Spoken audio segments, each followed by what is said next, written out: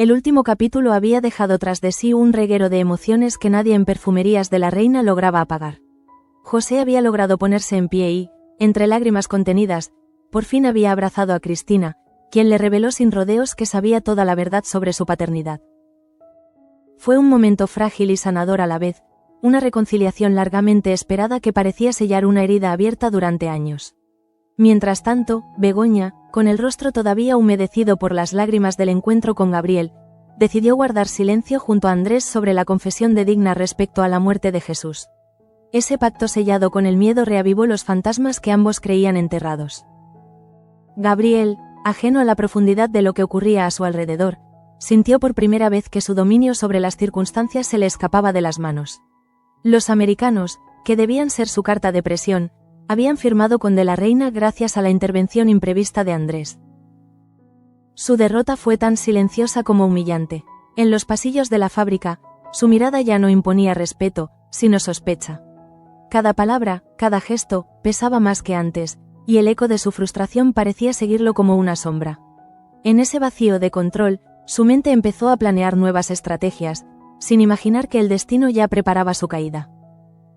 La mañana siguiente amaneció gris, como si el cielo supiera que algo estaba por romperse. En la casa de los De la Reina reinaba un silencio incómodo, apenas interrumpido por el sonido del reloj que marcaba las horas sin prisa. Begoña se despertó antes del amanecer. No había dormido casi nada.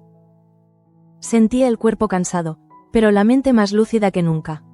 Recordó cada palabra de Gabriel, su frialdad, la mirada esquiva cuando ella pronunció la palabra embarazo. Fue un eco cortante, un silencio que dolía más que cualquier grito. Esa indiferencia le hizo entender que el hombre con el que había intentado reconstruir su vida ya no era capaz de darle paz. Luz la encontró en la cocina, envuelta en una bata, mirando el vapor del café como si en él pudiera leer su futuro. No hizo falta que hablara. El cansancio y la decepción hablaban por ella. Begoña apenas movió los labios al confesarle que había pensado en criar sola al niño. La frase cayó con un peso insoportable entre ambas, pero Luz no se atrevió a contradecirla. Sabía que Begoña no hablaba desde el orgullo, sino desde la necesidad de sobrevivir a otra traición. «No puedo esperar a que él decida si quiere ser parte de esto», murmuró. Y en ese instante comprendió que su maternidad sería también su refugio. Mientras tanto, en el invernadero, Cristina y José trabajaban juntos por primera vez como padre e hija.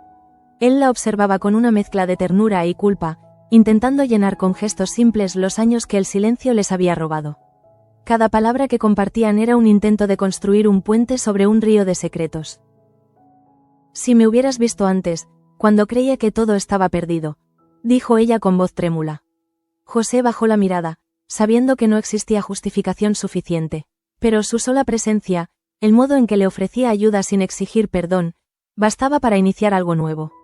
Era la calma después de demasiadas tormentas. Irene, desde su rincón del jardín, observaba aquella escena con una nostalgia que le oprimía el pecho. Decidió acercarse, temblorosa, sin saber si José querría escucharla.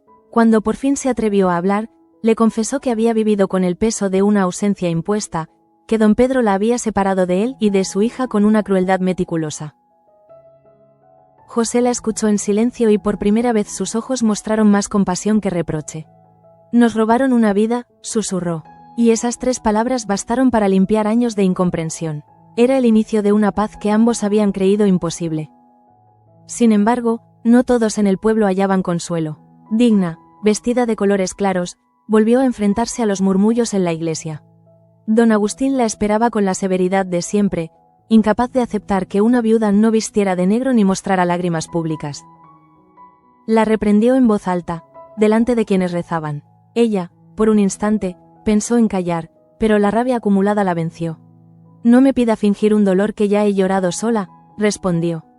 El sacerdote la miró con desdén, incapaz de entender que el luto verdadero no siempre necesita testigos. Aquella disputa fue el punto de quiebre de una mujer que ya no temía el juicio ajeno.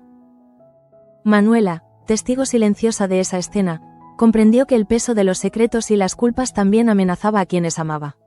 Esa misma tarde decidió visitar a Raúl, convencida de que debía intervenir antes de que su relación con Claudia se destruyera por completo. Lo encontró trabajando en el taller, sumido en un silencio obstinado. Al principio él apenas la escuchó, pero cuando mencionó a Claudia, su expresión se endureció. Me ocultó lo más importante, dijo con voz rota. Manuela le pidió que la escuchara, que entendiera que no fue por desconfianza sino por miedo. Raúl no respondió, pero el temblor en sus manos delató que aún quedaba amor. En otro punto de la ciudad, Gabriel recibía una carta sellada con el emblema de Brossard. La abrió con manos temblorosas, temiendo lo que leería. Las líneas eran breves, pero cada palabra era una amenaza velada. El tiempo se agota. Cumple con tu cometido o serás tú quien pague las consecuencias. Aquella advertencia lo dejó sin aliento.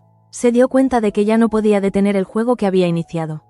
Decidió, con fría determinación, ocultarle a María la noticia del embarazo de Begoña, convencido de que mantener ese secreto era la única forma de conservar el control.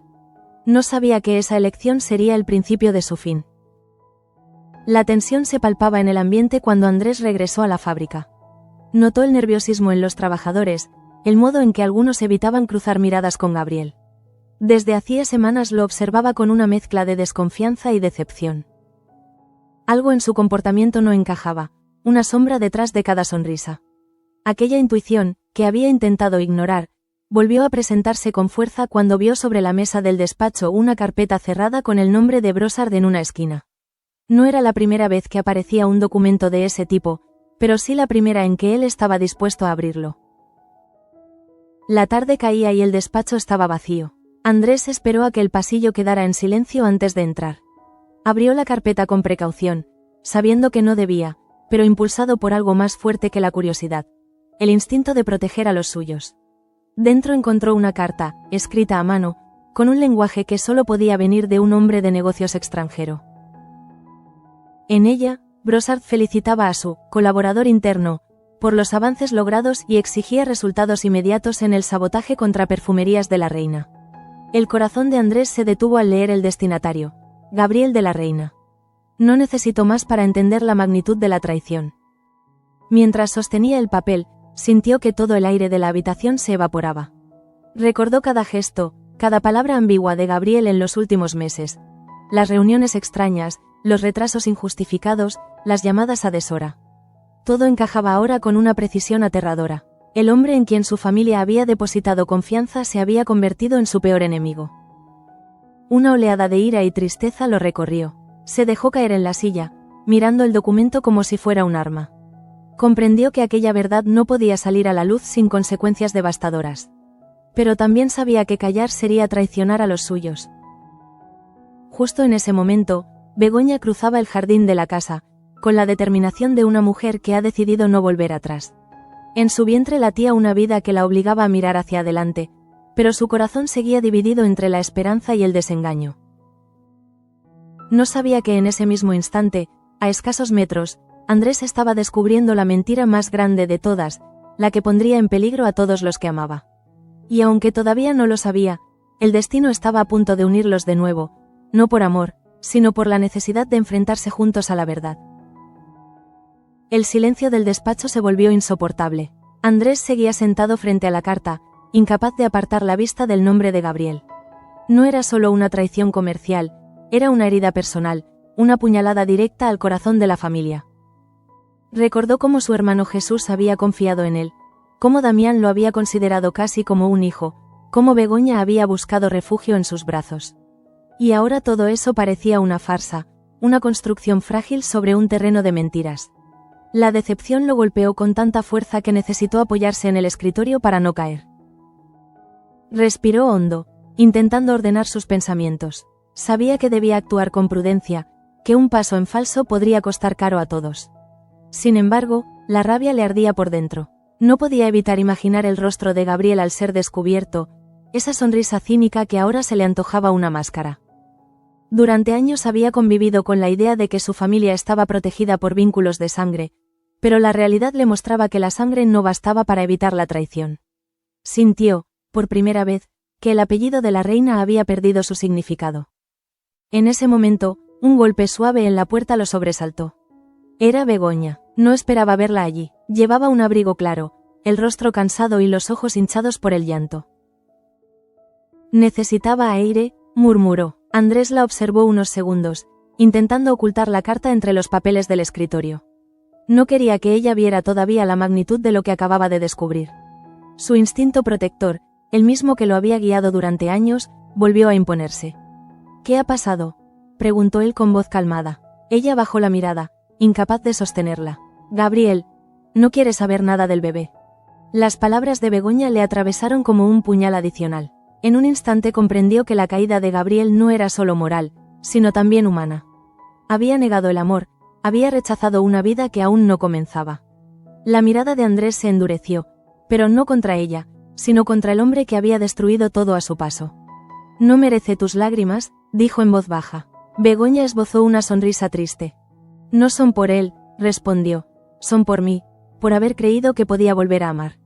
Aquel intercambio, breve pero sincero, dejó en el aire una verdad que ninguno de los dos quiso pronunciar. El vínculo entre ellos seguía vivo, pese a todo. Cuando Begoña se marchó, Andrés sintió que el peso de la carta volvía a aplastarlo. Sabía que debía tomar una decisión: entregar las pruebas a Damián o confrontar directamente a Gabriel.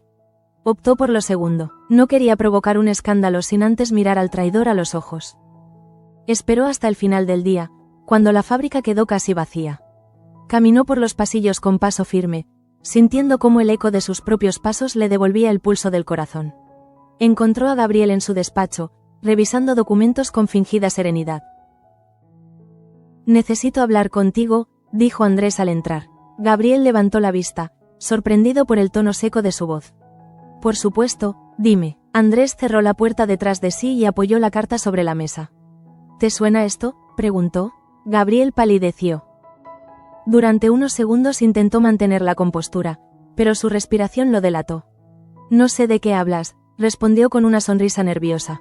De esto sí sabes, insistió Andrés, empujando el papel hacia él.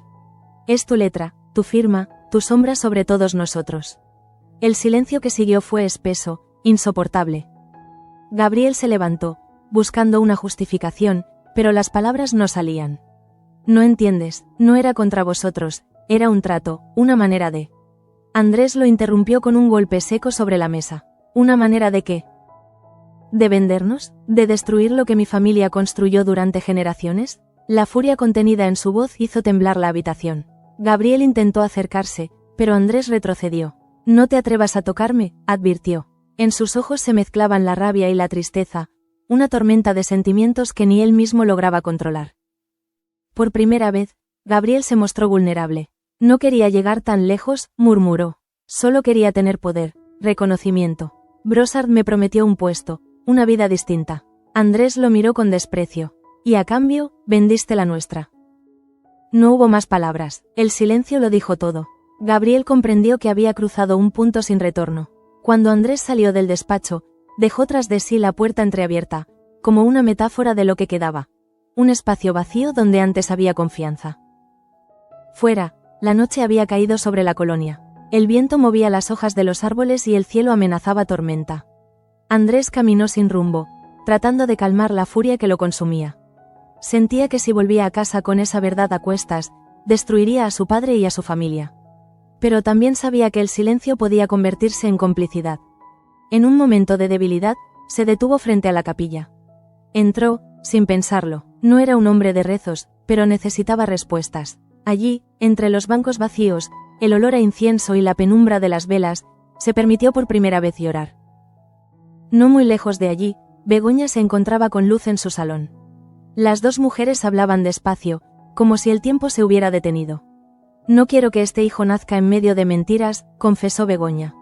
Luz le tomó la mano, tratando de transmitirle fuerza. No estás sola, dijo.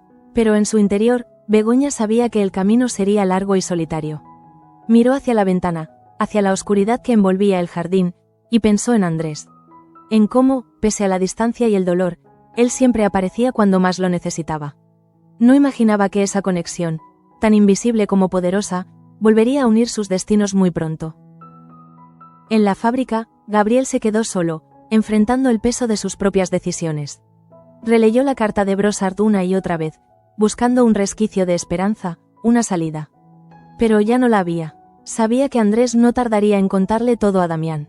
Decidió adelantarse. Tomó el teléfono y marcó un número extranjero. Necesito más tiempo, dijo al escuchar la voz al otro lado.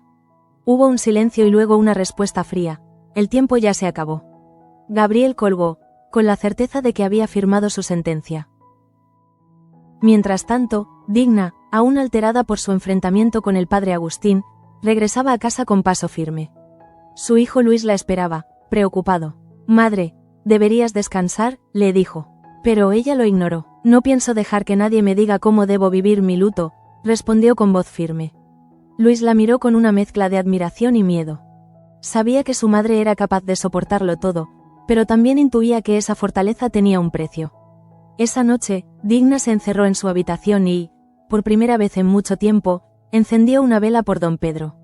No lloró, pero su mirada se perdió en la llama como si buscara perdón. En otro rincón de la colonia, Claudia caminaba sola por la calle. Había salido de casa de Raúl sin poder reconciliarse. Sentía que cada palabra que decía era mal interpretada, que la distancia entre ellos crecía. Se detuvo frente al taller, donde las luces aún estaban encendidas, pero no se atrevió a entrar. Lo vio trabajar, concentrado, y comprendió que el amor, a veces, no basta cuando el orgullo y el dolor se interponen.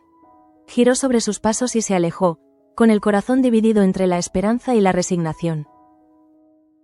De regreso en la iglesia, Andrés seguía de rodillas. El viento golpeaba los vitrales, las velas titilaban, y en su mente resonaba una única frase: «El topo de Brossard es Gabriel». Lo repitió una y otra vez, hasta que el eco se convirtió en una promesa. Sabía que debía actuar, no solo por justicia, sino por redención. Su familia había sufrido demasiadas pérdidas, demasiadas traiciones. Esta vez, no permitiría que la oscuridad volviera a ganar. Se levantó con determinación, secó sus lágrimas y salió al frío de la noche. Era hora de enfrentarse al destino, aunque le costara el alma. La madrugada llegó silenciosa, con el eco lejano de una tormenta que no terminaba de estallar. Andrés caminaba de regreso a la casa familiar, con los pensamientos enredados entre la rabia y la impotencia. Cada paso le pesaba como si arrastrara una culpa ajena. Había descubierto la verdad, pero no sabía aún cómo manejarla. Si hablaba, su padre podría desmoronarse; si callaba, se convertiría en cómplice. Aquella noche, comprendió que las peores batallas no siempre se libran con gritos, sino con silencios que queman por dentro. Al entrar, encontró la casa en penumbra. Solo una lámpara permanecía encendida en el salón, y bajo su luz, Begoña dormía en el sofá, con una manta sobre las piernas. Andrés se detuvo unos segundos, observando su respiración tranquila. Hacía tiempo que no la veía así, tan vulnerable. En su rostro había una mezcla de cansancio y paz temporal, como si el sueño fuera su único refugio posible.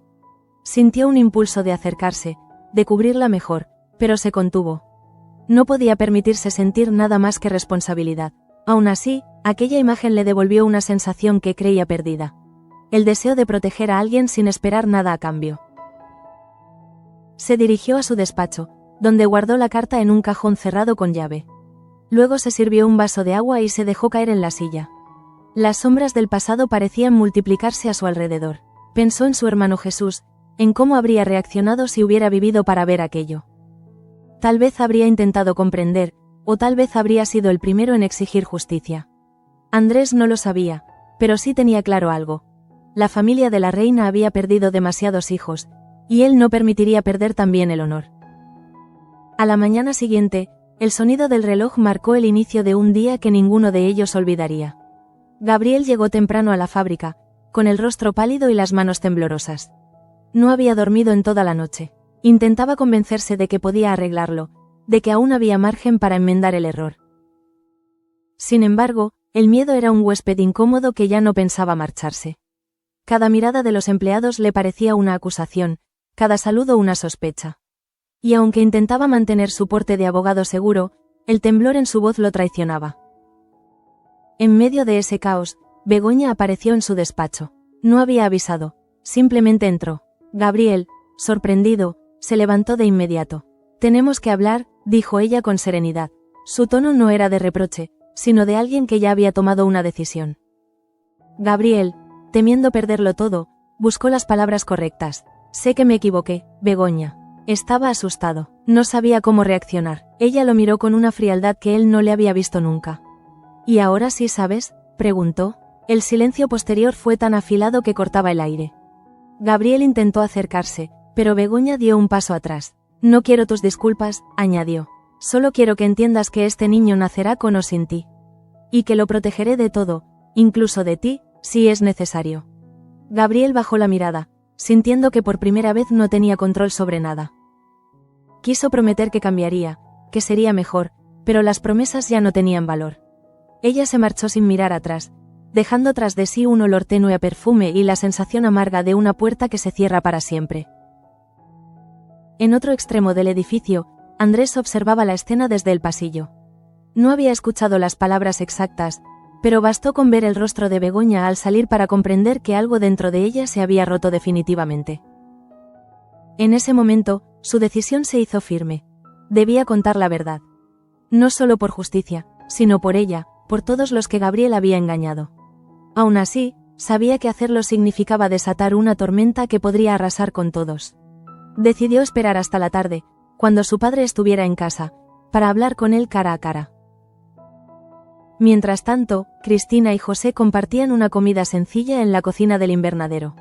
El ambiente era cálido, casi doméstico. Ella le contó anécdotas de la fábrica, él le habló de su juventud, de los días en que soñaba con tener una familia. Irene llegó poco después, trayendo consigo un silencio respetuoso. José la miró, y sin palabras, le ofreció una silla.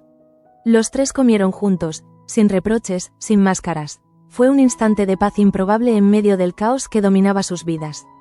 Cristina los observó, conmovida, pensando que quizá la redención llega cuando uno deja de buscarla. Digna, por su parte, seguía siendo el blanco de los comentarios del pueblo. Aquella mañana, el padre Agustín la interceptó de nuevo frente a la iglesia. Aún no ha mostrado arrepentimiento por la muerte de su marido, le dijo con severidad. Ella lo miró a los ojos, sin titubear. No necesito demostrarle nada, padre. Mi conciencia está en paz. La respuesta dejó al cura sin palabras. Digna sabía que sus enemigos no estaban en los confesionarios, sino en su propia casa, en los secretos que su difunto esposo había dejado como bombas escondidas. El día avanzaba lentamente. En la fábrica, Gabriel trató de concentrarse en los informes, pero cada ruido lo sobresaltaba. A media tarde recibió una llamada anónima. Al otro lado, una voz grave pronunció su nombre con lentitud. Se acabó el tiempo, amigo. Brossard ya no confía en ti. Gabriel intentó responder, pero la línea se cortó. De pronto, comprendió que no solo había perdido el respeto de los suyos, sino también la protección de quienes lo habían manipulado. El miedo se transformó en desesperación. Decidió ir a casa de Begoña, dispuesto a rogarle una segunda oportunidad. Begoña lo recibió con gesto tenso. Había pasado el día evitando pensar en él, concentrándose en preparar una cuna improvisada en su habitación. Cuando lo vio en la puerta, su primera reacción fue cerrar. Por favor, solo escúchame, suplicó Gabriel. He cometido errores, pero te juro que todo lo hice pensando en nosotros. Ella soltó una risa amarga. ¿En nosotros o en ti? La discusión subió de tono. Él intentó tocarle la mano, pero ella se apartó. No tienes derecho a acercarte. No después de cómo me miraste cuando te lo dije. Gabriel, acorralado por su propia culpa, cayó de rodillas. Te lo ruego, no me apartes ahora. No tengo a nadie más. Por un momento, Begoña dudó. La sinceridad en su voz sonaba real, pero la herida era demasiado profunda. Yo tampoco, respondió al fin, pero prefiero estar sola que seguir mintiéndome. Cerró la puerta despacio, dejando a Gabriel en el umbral, con la mirada vacía y las manos temblando. Aquella escena marcó el fin de su historia de amor y el comienzo de una guerra interna que ninguno de los dos estaba preparado para librar. Mientras tanto, Andrés llegaba a casa con el semblante tenso. Llevaba la carta en el bolsillo interior de su chaqueta, doblada con cuidado. Entró en el despacho de su padre y encontró a Damián revisando unos documentos antiguos. Necesito hablar contigo, dijo. Su tono, grave pero controlado, hizo que el patriarca levantara la vista con preocupación. ¿Ha pasado algo con la fábrica? Andrés dudó unos segundos antes de responder. Sí, algo grave. Sacó la carta y la colocó frente a él. Damián la leyó en silencio, y poco a poco, el color se le fue del rostro. Esto no puede ser cierto, murmuró el hombre, incrédulo. Andrés asintió. Ojalá no lo fuera, pero lo es. Damián se dejó caer en la silla, con la carta aún en las manos. Sus dedos temblaban. Gabriel, era como un hijo para mí. Andrés bajó la cabeza. Por eso duele más. La conversación se interrumpió cuando un trueno retumbó en la distancia. Afuera, la tormenta finalmente había llegado. Las gotas comenzaron a golpear los cristales con fuerza, como si el cielo descargara la misma ira que los consumía a ellos. Esa noche, la casa entera pareció respirar con dificultad. Nadie hablaba, nadie dormía. Begoña, en su habitación, escuchaba la lluvia mientras acariciaba su vientre. Andrés, en su estudio, miraba por la ventana sin ver nada. Damián permanecía en silencio, sosteniendo aún la carta, como si al soltarla todo se desmoronara definitivamente. Y en otro rincón de la ciudad, Gabriel vagaba bajo la lluvia, empapado y perdido, sin saber a dónde ir. El mundo que había intentado construir con mentiras comenzaba a desplomarse, y por primera vez comprendía lo que significaba estar verdaderamente solo. La mañana avanzó con una claridad engañosa, como si el sol quisiera simular que nada había cambiado. Begoña, sin embargo, sentía que el mundo había girado un grado definitivo. Junto a Luz, en una conversación sin adornos, fue poniendo nombre a sus miedos y a su decisión. No buscaba heroicidad ni mártires, solo un suelo firme para su hijo. Luz escuchó sin interrumpir, sosteniéndole la mirada cuando el silencio parecía pesar más que cualquier palabra de consuelo. En ese mismo tejido de confidencias, Begoña admitió que la reacción de Gabriel le había arrancado la última venda. No quería repetir patrones ni pedir migajas de ternura. Su determinación no sonaba a revancha, sino a supervivencia. Habló de citas médicas, de un pequeño cuaderno donde empezaría a escribirle al bebé, de una cuna sencilla que imaginaba junto a la ventana. Luz apretó su mano y prometió estar ahí, en lo práctico y en lo emocional, sin exigirle respuestas que todavía no existían. Cristina afrontó el día con una calma nueva, la calma de quien al fin pronuncia un «padre», sin sentir que traiciona nada. José, atento y humilde, no llenó los huecos con discursos, sino con gestos. Le acercó herramientas, repasó inventarios, preguntó por lo simple. Irene llegó con un paso contenido, sin pretender protagonismos. Se sentó cerca, y cuando Cristina levantó la vista, entendió que la grieta que los separó no dependía de ellos. El nombre de don Pedro flotó sin rencor, como una constancia de lo que ya no debía repetirse. En el rostro de José hubo un destello de alivio cuando Irene, por fin, describió con serenidad el modo en que fueron apartados. No buscaba culpabilizar al ausente, sino cerrar una herida con la sutura de la verdad. Cristina, conmovida, respiró hondo al verlos hablar sin reproches. Por primera vez, los tres parecían ocupar una misma fotografía posible. Una mesa, un trabajo compartido, una promesa de no esconderse nunca más detrás de decisiones tomadas por otros. A pocos pasos, la devoción pública chocó con la dignidad íntima. Don Agustín frunció el ceño al cruzarse con Emma Gobantes, elogiada por Tasio y Carmen por su apoyo a pasión oculta. La reprendió con frases rígidas, incapaz de comprender su autonomía. Emma respondió con una educación firme, negándose a pedir perdón por sueños que no dañaban a nadie. La tensión se hizo visible en el atrio, y más de uno bajó la mirada, avergonzado por un afán de control que ya no cuadraba con la respiración de la colonia. Tasio y Carmen, al margen del juicio ajeno, se acercaron después a Emma con gratitud sincera. No hubo grandes discursos, apenas una certeza. Sin su fe en el proyecto, el camino habría sido más áspero. Emma sonrió con timidez, como quien no está acostumbrada a los halagos, y prometió seguir arrimando el hombro.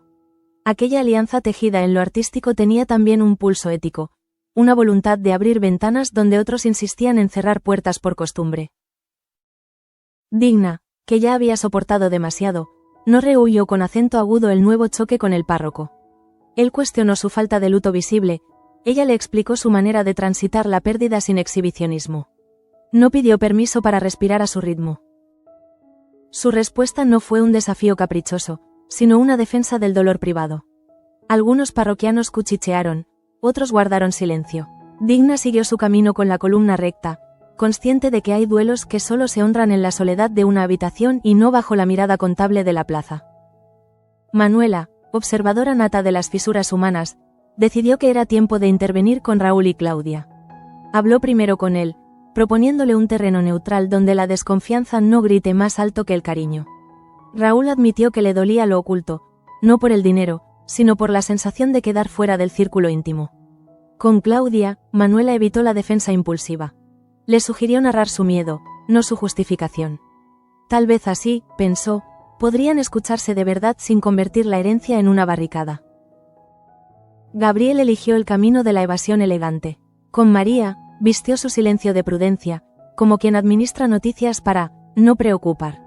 Omitió el embarazo de Begoña, convencido de que ocultar hoy le daría margen mañana. Pero el margen se estrechaba. En el despacho, una carta de Brossard, distinta en tono pero idéntica en presión, le recordaba que el reloj no entiende de sentimentalismos. Cumpla su objetivo. La frase brilló como un hielo breve y le congeló el pulso en mitad de la lectura. A solas, Gabriel ensayó la contrición, no aquella que busca comprender, sino la que pretende recomponer piezas útiles. Llamó a Begoña con voz hundida, ofreciéndole disculpas de superficie y promesas aceleradas. Ella lo escuchó sin interrumpirlo, quizá por última cortesía. Luego, con una calma que solo concede el cansancio, le explicó que ya no podía tolerar dudas cuando de por medio había una vida. No habló de castigos, habló de límites, y en ese borde preciso, la distancia entre ambos se volvió definitiva. Andrés, entretanto, administró el silencio como una responsabilidad. La carta encontrada había cambiado el color de los días, pero no su modo de pisar el suelo.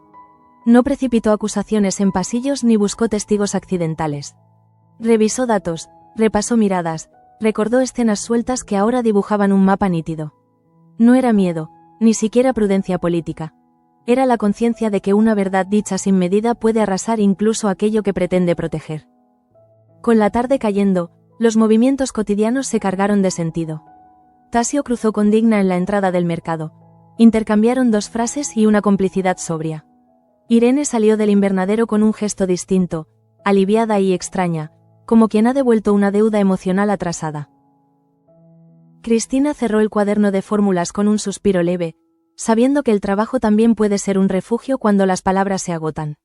Y Luz, antes de volver a casa, pasó por la botica con una lista precisa para Begoña, anclando en lo concreto una amistad que ya había hecho bastante mar de contención. En ese mismo hilo de la tarde, Manuela consiguió sentar a Raúl y Claudia en una estancia sin ruidos. No exigió perdones, pidió relatos. Claudia habló del peso de una información que temía deformar su relación. Raúl habló del golpe de sentirse afuera.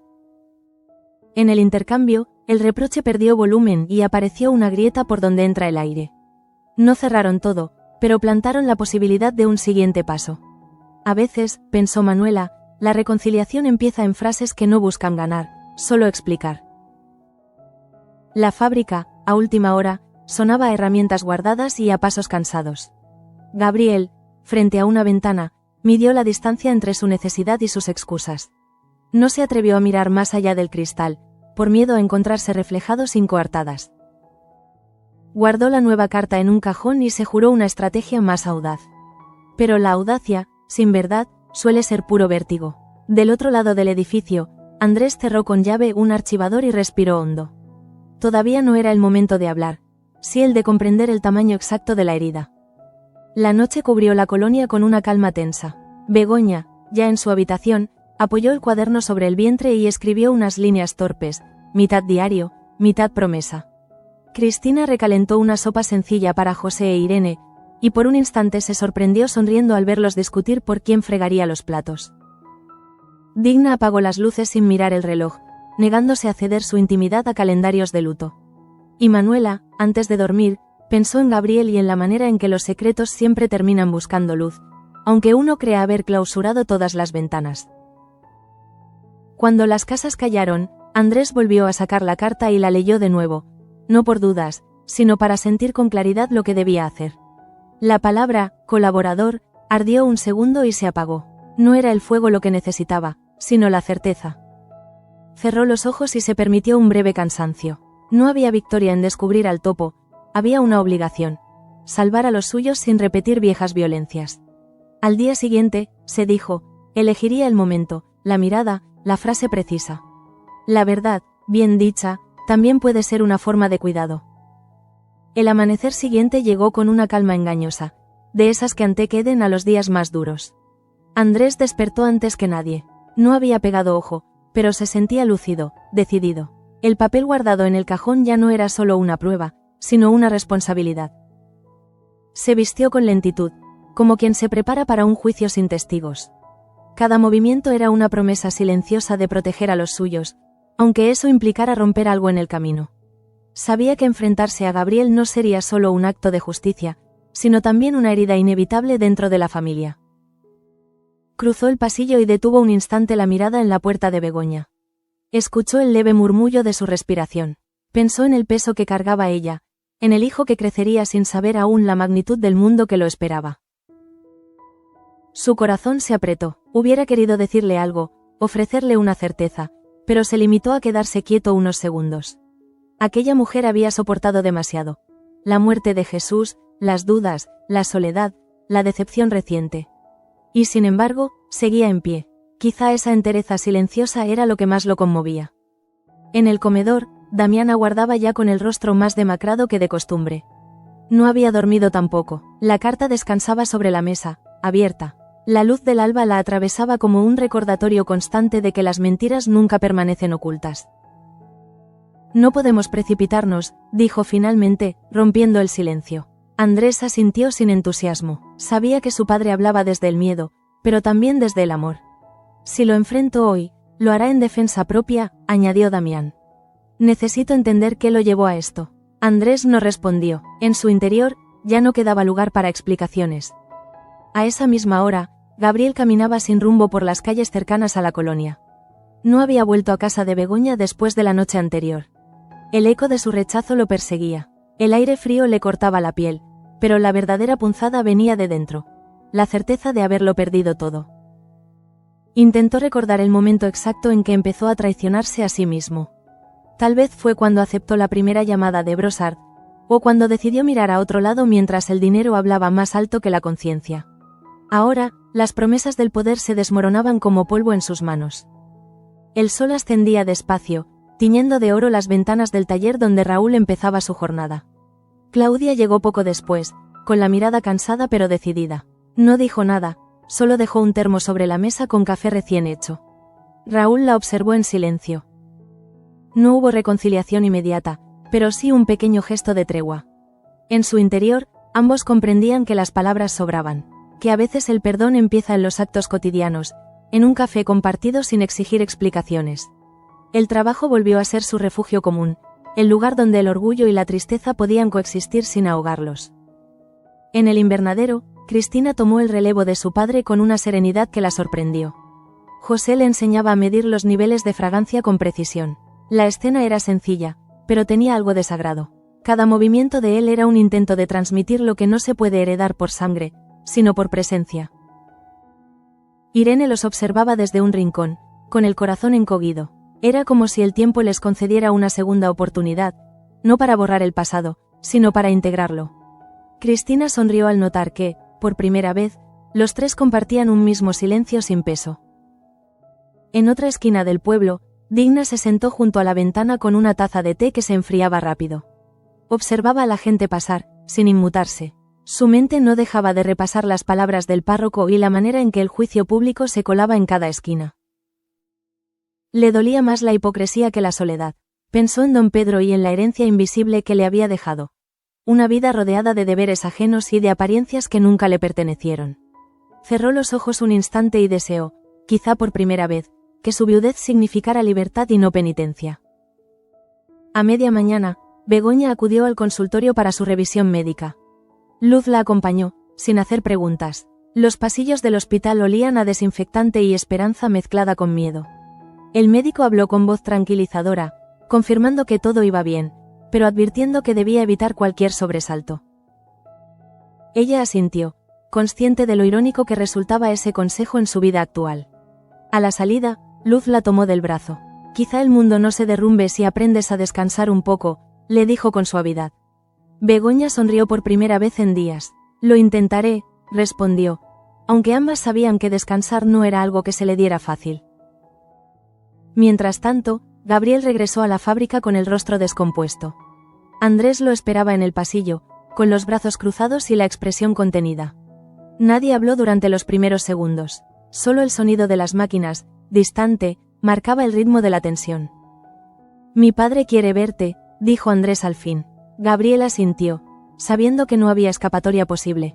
Acompañó a Andrés hasta el despacho, cada paso una losa más sobre su conciencia.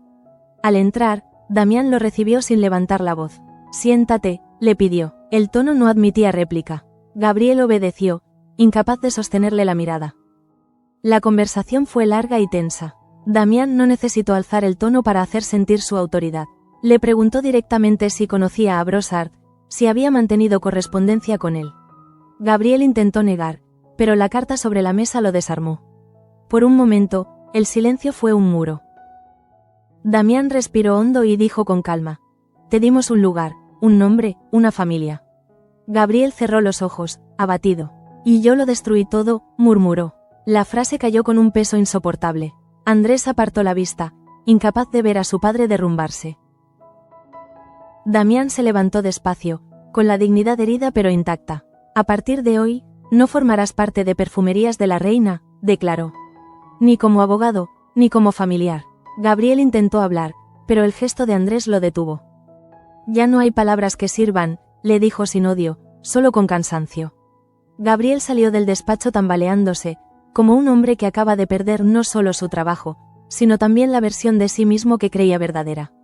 Afuera, el aire olía a lluvia próxima. Cada paso era una despedida sin música. Esa tarde, cuando todo parecía calmarse, un golpe seco sacudió la casa. Era Luz, pálida, con un sobre en la mano. «Begoña está en el hospital», dijo apenas, con la voz temblorosa. Andrés sintió que el suelo se le abría bajo los pies. No esperó más explicaciones, subió al coche sin decir palabra, mientras la lluvia empezaba a golpear el parabrisas. El camino hacia el hospital le pareció interminable. Los recuerdos se mezclaban con los temores. La sonrisa de Begoña, las miradas cruzadas en silencio, la confesión que nunca llegó a tiempo. Todo convergía en un solo pensamiento. No podía perderla también. En el hospital, el aire olía a desinfectante y urgencia. Luz esperaba en la puerta de urgencias, con las manos entrelazadas. «Ha tenido un pequeño sangrado», explicó. «Dicen que fue por el estrés». Andrés cerró los ojos un momento. Sintió culpa, una culpa que no sabía a quién adjudicar. Si a Gabriel por su egoísmo, si a él mismo por no haberla protegido mejor, o al destino por esa cruel sincronía entre la verdad y el sufrimiento. Cuando al fin la vio, recostada en la cama con la piel pálida pero los ojos abiertos, comprendió que la vida podía ser a la vez frágil y tenaz. Begoña sonrió apenas al verlo. No habló, pero su mirada lo dijo todo. Andrés se acercó, le tomó la mano y se quedó en silencio. No era momento para confesiones ni para reproches, sino para acompañar. Ella cerró los ojos, aferrándose a su calor. La tormenta afuera seguía rugiendo, pero dentro de aquella habitación se instaló una paz efímera, la de dos almas que se reconocen sin palabras. Y mientras la noche caía, Andrés entendió que la verdad, por dolorosa que fuera, nunca debía llegar tarde, porque cuando lo hace, siempre se cobra un precio. La noche hospitalaria se fue deshaciendo en colores fríos hasta que la primera luz devolvió cierta normalidad. Begoña amaneció cansada, pero estable. El médico recomendó reposo y tranquilidad sostenida, palabras sencillas que en su mundo exigían fuerza de titán. Luz convirtió la habitación en un puerto seguro, apagando ruidos innecesarios, administrando silencios y pequeñas sonrisas. A cada latido sereno, Begoña empezó a creer que su decisión ya no pedía permiso, solo constancia. Andrés permaneció de pie junto a la ventana, sin perder de vista el pulso del monitor. No se atrevía a formular oraciones, temiendo invocar la mala suerte que tantas veces conoció su familia.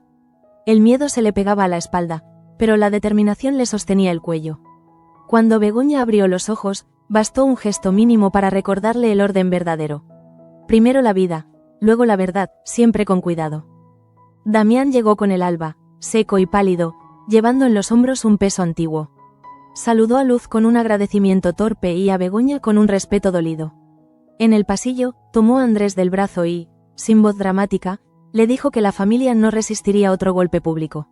Había que gestionar la caída de Gabriel sin incendiar la colonia. Ni absolución precipitada ni linchamiento. Solo una cirugía limpia.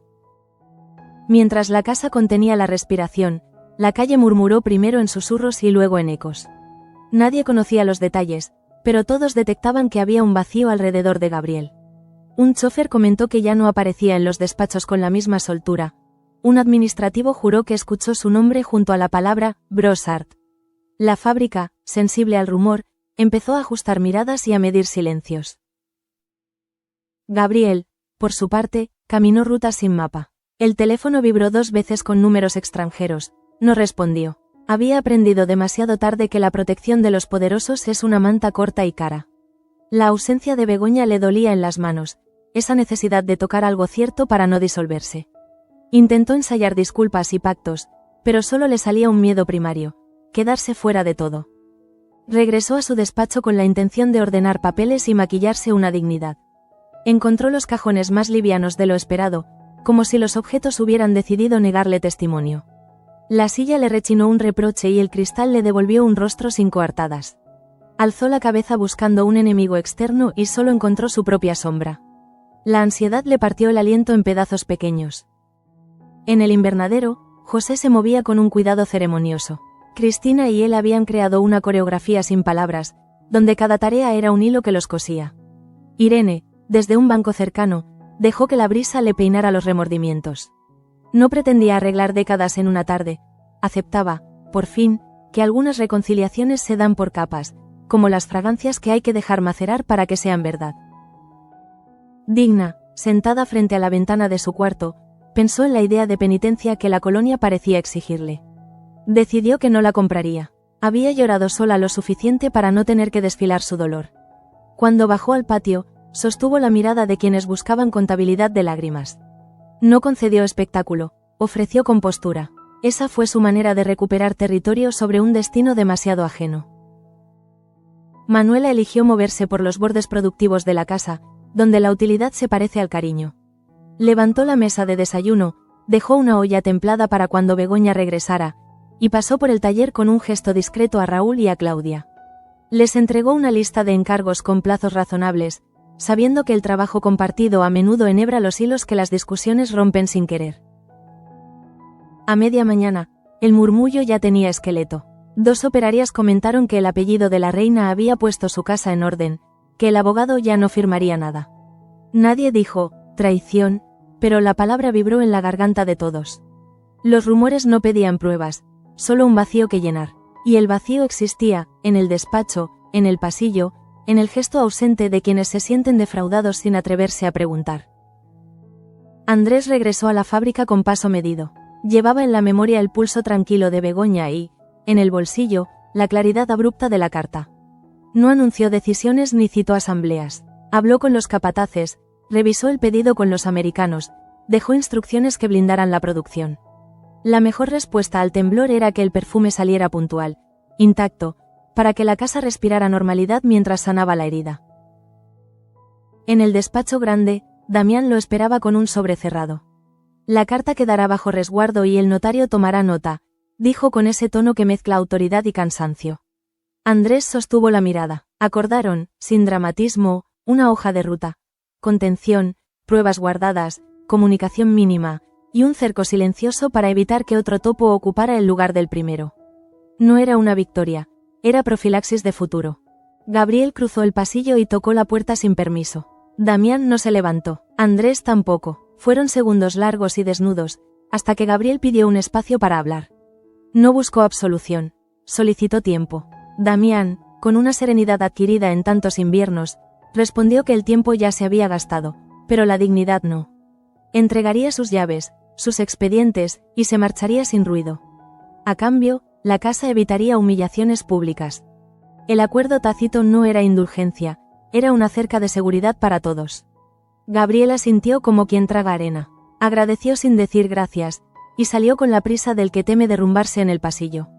Cuando dobló la esquina, comprendió la magnitud íntima del despojo. No perder una mesa o un cargo, sino la pertenencia a un relato que creía suyo. Afuera, el cielo se abrió como un vidrio esmerilado. En el hospital, Begoña recibió el alta con recomendaciones claras. Luz gestionó el transporte y un par de favores prácticos para convertir el regreso en un trayecto mullido. Antes de subir al coche, Begoña pidió un minuto sola. Acarició el papel de citas, aspiró hondo y cerró los ojos. No había épica en su gesto, solo disciplina. Entendió que su maternidad sería un camino de decisiones pequeñas, repetidas, sostenidas a pulso. El retorno a casa fue silencioso y correcto. Manuela dejó la olla templada en la cocina, y el aroma a caldo sencillo hizo más habitable la tarde. Begoña se sentó junto a la ventana, con el cuaderno abierto por una página en blanco. Escribió 3 líneas torpes, un recordatorio de cuidarse, otra promesa de dormir si el cuerpo lo pedía, y una advertencia cálida para sí misma. No volver a entregar su paz a ninguna incertidumbre ajena. Cristina llegó más tarde con una bandeja de flores discretas. No eran adorno, eran compañía medida. José y Irene se quedaron en la puerta, preguntando con la mirada si era buen momento. Begoña agradeció con un gesto y dejó que el silencio trabajara a su favor. No necesitaba discursos, solo presencia que no exigiera nada. Aquella habitación, de pronto, aprendió a ser refugio sin ruido. En la fábrica, el reloj de fichaje marcó la salida con normalidad impostada. Los empleados se miraron de reojo, clasificando certezas y sospechas. Nadie pronunció el nombre de Gabriel con ligereza, como si la boca no quisiera contaminarse de conclusiones. Un capataz, al cerrar su libro, resolvió que la producción estaba a salvo y eso bastaba por hoy. La comunidad industrial tiene su propia ética. Primero el turno, luego el temblor. Al caer la tarde, Andrés pasó por el invernadero antes de volver a casa. Encontró a Cristina tomando notas de una nueva proporción. José sonrió con una timidez joven, como si el aprendizaje le rejuveneciera. Irene, con un delantal prestado, sostuvo un frasco y preguntó sin orgullo malherido. El cuadro le regaló a Andrés una imagen necesaria. El mundo, aún roto en varias líneas, podía seguir componiéndose con paciencia y verdad. De regreso, Damián se sirvió un café que no necesitaba y abrió el periódico que no iba a leer. Miró la madera de la mesa como se mira un viejo aliado. Sabía que al día siguiente habría que informar lo justo a los socios, blindar a los americanos, y cuidar la moral de la fábrica.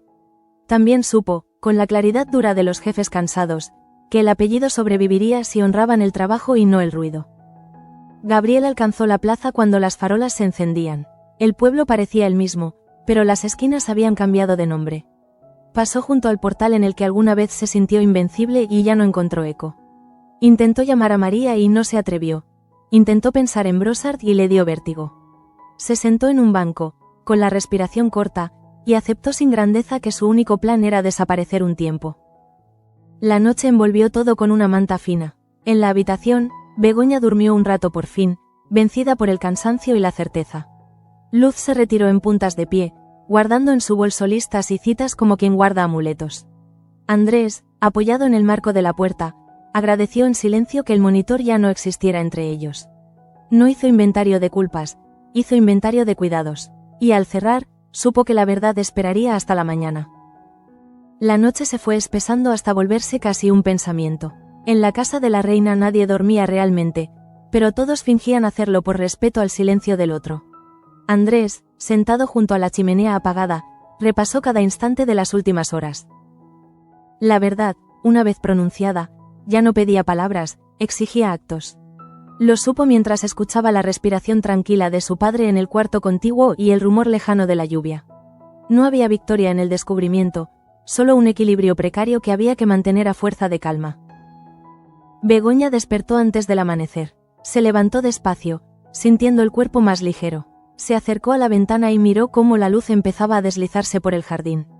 Cada gota en las hojas le recordaba que la vida insistía, pese al dolor, pese a los hombres, pese a todo. Tomó el cuaderno donde había escrito la noche anterior y agregó una línea breve. Este hijo nacerá sin miedo.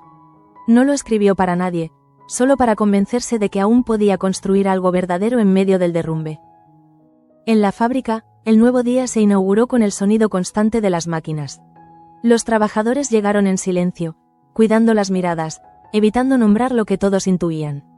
La ausencia de Gabriel se notaba como un hueco en el aire, no por nostalgia, sino por la manera en que los espacios cambian de temperatura cuando desaparece el conflicto. Andrés recorrió los pasillos con el gesto sereno de quien sostiene un edificio desde dentro. No hizo discursos, no pidió lealtades. Bastó con su presencia. En las crisis, pensó, la autoridad no se grita, se demuestra. Damián se reunió con los jefes de sección y habló poco. Explicó que se habían tomado medidas para proteger la integridad de la empresa y que el futuro seguiría su curso. No dio nombres, no señaló culpables. Quienes escucharon entendieron de inmediato. Cuando terminó la reunión, varios obreros se quedaron un instante en silencio, procesando la noticia no dicha. Luego, sin necesidad de órdenes, todos volvieron al trabajo. El ruido metálico de las máquinas sonó, paradójicamente, a esperanza. Mientras tanto, Gabriel recogía lo poco que quedaba de su vida en la colonia.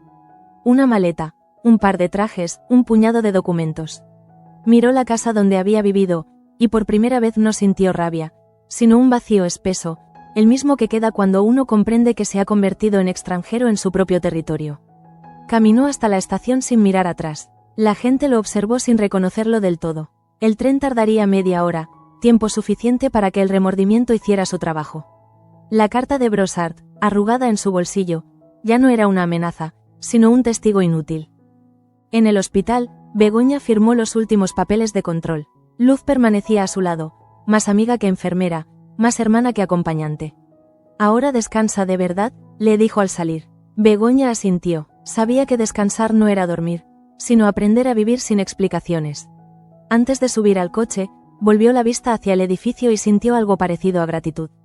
A veces, los lugares de dolor se convierten en la primera piedra de una casa nueva. En la colonia, José enseñaba a Cristina una fórmula de equilibrio para perfumes florales. Irene observaba de lejos, sonriendo al ver cómo los dos discutían sobre proporciones con una naturalidad casi doméstica. El sonido de sus voces le devolvió una ternura antigua. Aquella familia improvisada, unida por la verdad más que por la sangre, representaba el inicio de un ciclo distinto. Cristina lo intuyó. El perdón no era olvidar, sino decidir que el pasado ya no dictaría el presente. Digna, al pasar por la plaza, escuchó los ecos de su nombre. Algunos la saludaron con distancia, otros con respeto recién aprendido. Por primera vez en mucho tiempo, no sintió la necesidad de justificarse. En su bolso llevaba una carta sin destinatario, escrita durante la madrugada. Hablaba de culpa, de silencios, de la libertad de llorar sin público. No sabía si algún día la entregaría, pero escribirla había sido su forma de respirar. La tarde cayó sobre la fábrica como una bendición tibia. Andrés revisó los informes finales del día y cerró la carpeta con un gesto cansado. Al mirar por la ventana, vio a su padre caminando despacio por el jardín, las manos cruzadas a la espalda. Se levantó y lo alcanzó. Ninguno habló durante un largo tramo. El viento olía a lavanda y metal, una mezcla familiar. Finalmente, Damián rompió el silencio. A veces pienso que esta familia está hecha para resistirlo todo. Andrés sonrió con tristeza. No todo, padre, pero lo suficiente para seguir. Ese fue su pacto tácito. Sobrevivir sin perder la dignidad. De regreso a casa, Begoña encontró una nota en la entrada. No tenía firma, pero reconoció la letra. Lo siento, por todo, espero que algún día puedas vivir sin el peso de mis errores. No lloró, guardó el papel en el cajón, junto a otros recuerdos que había decidido no volver a abrir. Subió a su habitación, encendió una lámpara y miró el cuaderno con la frase escrita al amanecer. Por primera vez, sonrió con ternura, no porque todo estuviera bien, sino porque había aprendido a no temerle a lo incierto. La noche llegó sin sobresaltos. En la fábrica, las luces quedaron encendidas en el laboratorio, donde Cristina probaba nuevas combinaciones con Irene. En la casa Merino, Digna cerró su diario con una paz modesta. En la de los de la reina, Andrés apagó el despacho y subió las escaleras sin prisa. Y en alguna parte, lejos ya de la colonia, Gabriel miró por la ventana del tren, viendo alejarse la silueta de un lugar que había amado y traicionado. En sus manos, la carta de Brossard ardía lentamente, devorada por la llama de un encendedor. Tal vez era su primer acto honesto en mucho tiempo. Cuando la cámara imaginaria se aleja, la colonia queda envuelta en una calma distinta. No es paz todavía, pero sí una tregua. Cada personaje, a su manera, ha aprendido que el amor y la verdad pueden doler igual, pero también sostener lo que aún no se ha roto. En la distancia, el humo de la fábrica dibuja en el cielo una línea gris que parece promesa y advertencia a la vez. Y así, entre la niebla, Sueños de Libertad vuelve a su respiración natural. La de un mundo que sobrevive al peso de sus propios secretos.